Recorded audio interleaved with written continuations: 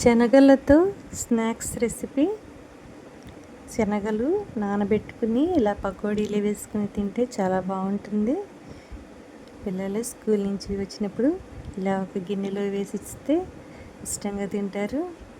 ఇది చాలా ఈజీగా తయారు చేసుకోవచ్చు. దీనికి ముందు శనగలు కడిగి నానబెట్టుకోవాలి.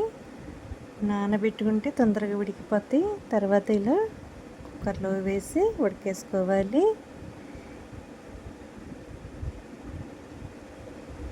ఉడికిన శనగలు నీళ్ళు లేకుండా గిన్నెలోకి తీసుకోవాలి.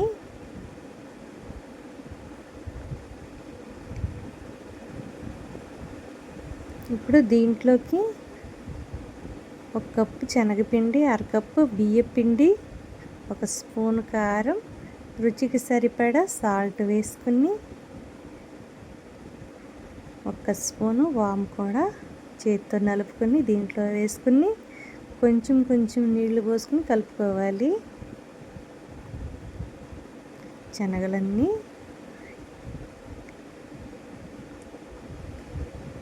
ఇలా కలుపుకోవాలి. ఇప్పుడు నూనె కాగినాక ఇలా విడివిడిగా వేసుకుని పకోడీలాగా వేయించుకోవాలి.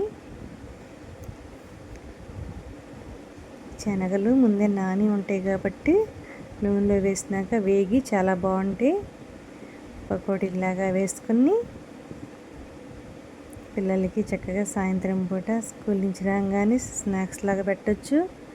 వర్షం పడేటప్పుడైనా మనం ఇలా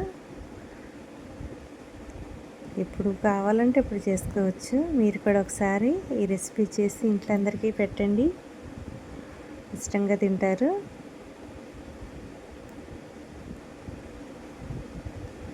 నూనెలో ఇలా వేగినాక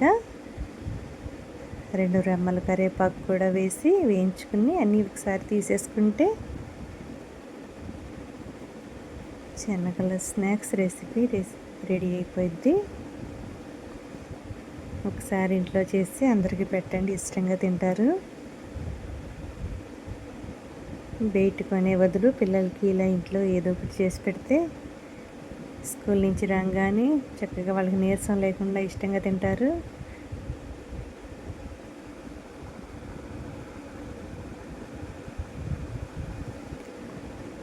ఈ శనగల బదులు మనము పల్లీలైనా ఇలాగే చేసుకోవచ్చు.